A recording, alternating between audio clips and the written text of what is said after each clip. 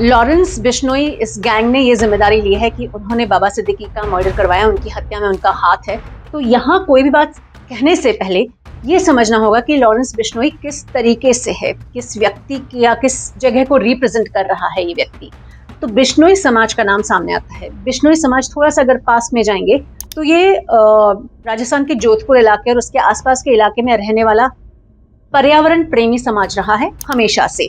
मतलब एक बार एक बहुत पुराने राजा अपना महल बनवाना चाहते थे और उसके लिए एक पर्टिकुलर जगह की लकड़ी ही यूज करने की बात कही गई थी क्योंकि वो बड़ी मजबूत हुआ करती थी। और उस जगह के आसपास के जो संरक्षक थे वो थे बिश्नोई समाज वाले। बिश्नोई समाज वाले ने जितने भी पेड़ थे उनको चिपक कर खड़े हो गए थे। और ये बात मैं चिपको आंदोलन के कई सालों पहले की कर रही हूँ। ये चिपको आंदोलन एक्चुअली बिश्नोई समाज से प्रेरित हुआ होगा, मैं इस बात में मनाही नहीं करती हूँ। तो ये सारे ही लोग जो हैं अपने इष्ट गुरु जाम्भेश्वर, भगवान जाम्भेश्वर, जिन्हें बहुत श्रद्धा से ये लोग देखते हैं, उनकी बताई हुई नीतियों को फॉलो करते हुए करते हैं, जिसमें कहते हैं आप मांस मदिरा का भक्षण नहीं कर सकते हैं, आपको पर्यावरण प्रेमी रहना है, आप पेड़ों को नहीं काट सकते हैं, आप पशु पक्षियों, स्पेशली जंगली पशु पक्षियों पर संपूर्ण ध्यान देंगे, उनके संरक्षण के लिए खड़े हो जाएंगे। और ऐसे में ब्लैक बक केस जब होता है तो बिश्नोई समाज की भावनाएं आहत होती हैं और उनके लिए ब्लैक बक भगवान का एक रूप है, तो भगवान का शिकार किया गया। तो इस वजह से पूर्ण समाज जो है वो गुस्से में आया है और उसके बाद सलमान खान पर उन्हें कई बार गुस्सा जाहिर किया है। और पिछले कुछ दिनों से सलमान के ऊपर भी उनकी सुरक्षा को बढ़ाना पड़ा है। उनके ऊपर भी कई बार हमले हुए हैं, पकड़ में आ गए हैं, इसलिए डेफिनेटली पुलिस वालों की मैं बात कहना चाहूँगी कि उन्होंने समय रहते पकड़ लिया है। लेकिन हाँ, ये सुरक्षा का मुद्दा उन पर गरमा रहा है और आसपास इर्द गिर्द मंडरा भी रहा है। अब ऐसे में मैं इस बात से मनाही नहीं कर सकती हूँ कि अपना प्रभाव दिखाने के लिए बिश्नोई समाज के लॉरेंस बिश्नोई जो है उन्होंने ये काम किया होगा। चूंकि बाबा सिद्दीकी सलमान खान के बहुत करीबी माने जाते हैं, तो इस बात से कोई इनकार नहीं किया जा सकता है कि उन्होंने अपना इम्पोर्टेंस दिखाने के लिए कि आप सलमान के साथ खड़े हैं तो चलिए हम भी हैं आपके साथ, हम आपको भी देख लेंगे और हम आपके खिलाफ भी कर लेंगे। तो कुछ इस तरीके से भी बात निकल कर आती है, इससे मैं इनकार नहीं कर सकती हूँ। लेकिन again this is my personal opinion. Police और प्रशासन ज़्यादा पुख्ता जानकारी आपके सामने लाएगा, जिसके लिए आपको और मुझको और अच्छे से इंतज़ार करना होगा, शांतिपूर्वक इंतज़ार करना होगा। बाबा सिद्दीकी का नाम जो है वो दोनों ही तरीके के खेमे में बहुत ज़्यादा सुना जाता रहा है। एक तो है जो पॉलिटिकल सर्कल होता है उसमें, और जो दूसरा है दैट इज़ एंटरटेनमेंट सर्कल उसमें। देखिए, मुंबई अगर एक गढ़ है, एंटरटेनमेंट यहाँ पर बहुत चलता है।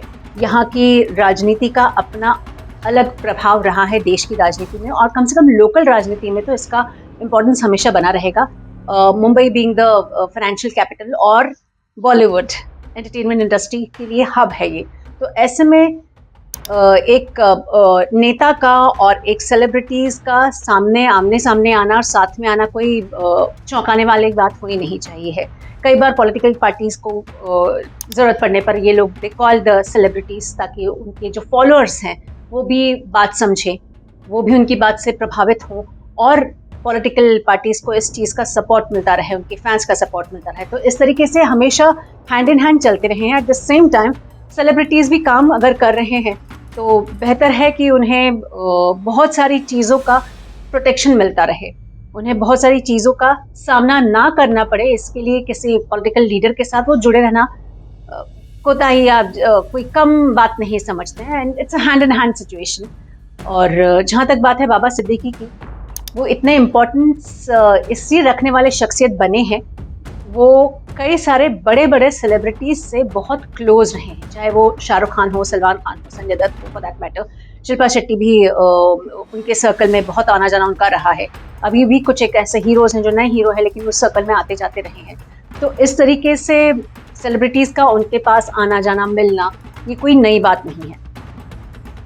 और जब बात आती है बॉलीवुड की कुछ ऐसे झगड़ों की जिसने न सिर्फ बॉलीवुड को हिलाया, पूरे देश को हिलाया। इनफैक्ट हम जो कवरेज करने के लिए जाते थे, हम लोग भी बड़ा ऐसा दिल दुख जाया करता था। मैं बात कर रही हूँ सलमान खान और शाहरुख खान के बीच की लड़ाई की।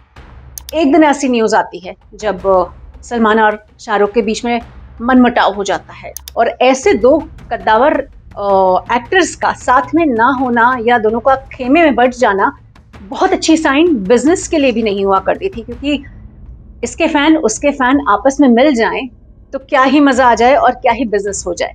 एवरीबडी वांट कि करण अर्जुन की सफलता वापस दोहराई जा सके, या फिर कुछ कुछ होता है कि सफलता वापस दोहराई जा सके। ये सब चीजें हर कोई चाहता है, बिजनेस वाला भी चाहता है और दर्शक भी चाहते हैं।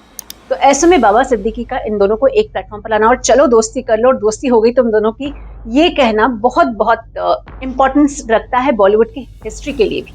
एट द सेम टाइम 2000 की अगर मैं बात करती हूँ, अर्ली 2000 की, तो ये वो समय था जब सलमान, आमिर, शाहरुख ये तीन खान बनकर लोगों के सामने निकल कर आते थे। और फिर ऐसे में ये भी खबरें आने लग गई कि अंडरवर्ल्ड का कुछ ज़्यादा ही एंट्री होने लग गई है। उस समय दूसरे जो एक्टर्स थे, like for that matter Amitabh Bachchan, अपना रुख बदल रहे थे, क्योंकि उन्हें लगा कि उनकी एज के हिसाब से अब उन्हें रोल्स वैसे लेने हैं। अक्षय कुमार कॉन्स्टेंटली हिट दिए जा रहे थे, लेकिन शायद वो उतने मार्केटिंग पर ध्यान नहीं दे रहे थे जितना कि ये तीनों की अपनी मार्केटिंग चल रही थी। अजय देवगन भी एक बड़े स्टार हुआ करते थे और बाकी कई सारे स्टार जो एक पैसा वसूल स्टार हुआ करते थे, उन्होंने बैक सीट ले ली थी। खबरें ये भी थी कि उनके ऊपर उन्हें अंडरवर्ल्ड की तरफ से धमकी आई है कि आप जरा कम कीजिए। बहुत सारी खबरें अंदर के अंदर चलती हैं, लेकिन ऑफिशियली इसको डिक्लेयर नहीं किया जाता था, या डिक्लेयर भी किया जाता था तो एक बहुत लिमिट तक किया जाता था उनकी सेफ्टी की नजर से। और ऐसे में ये भी बात आई कि किसी लैंड के टुकड़े की वजह से दाऊद इब्राहिम ने फोन लगाया बाबा सिद्दीकी को, ये कहते हुए कि तुम उस जगह को छोड़ दो। वहां पर गैंग वॉर जैसी सिचुएशन भी खड़ी हो गई। ऐसे में बाबा सिद्दीकी ने एक स्टेप लिया, पुलिस के पास जाकर अपनी रिपोर्ट लिखवाई और अपने आप को सेव किया है। तो ये बहुत सारी चीजें ऐसी हैं जो साथ के साथ चलती हैं, पैरेलली रन करती हैं, लेकिन इनका कोई तारतम्य है इस बात का कोई पुख्ता सबूत नहीं मिलता है। देखिए, जहाँ तक बात है बाबा सिद्दीकी की, अंडरवर्ल्ड की, फिल्म इंडस्ट्री की, तो मैं आपको एक बहुत सिंपल बताती हूँ कि बाबा सिद्दीकी हो या सलमान खान हो, उन्होंने अपने जो कई सारे लोग हैं अपने रिलीजन को बढ़ावा देने के लिए कई सारे वो काम किया करते थे। वो रोज़े के समय या इफ्तारी के समय बहुत सारे आगे बढ़कर लोगों की मदद किया करते थे। उन्होंने कभी गांव के लिए पानी पहुंचाया है, तो उन्होंने कभी ड्यूरिंग कोविड मदद की है। तो ऐसे कई सारे काम वो मिलजुल कर किया करते थे और ये आज से नहीं, कई सालों पहले से चला आ रहा है। और ऐसे में जब बात निकल कर आती है कि अंडरवर्ल्ड और बाबा सिद्दीकी का कोई कनेक्शन है क्या, तो ये सब एलिगेशन है, क्योंकि इसको अभी तक प्रूव किया जाना थोड़ा सा बाकी है। ये वो समय था 2000 के आसपास का जब बॉलीवुड और अंडरवर्ल्ड नेक्सस लोगों के सामने आने लगा था। पुलिस वालों के भी सामने खबरी ऐसी खबर लेकर आया करते थे कि इस फिल्म ने शायद फाइनेंस ये किया है, शायद इसका फाइनेंस आया है।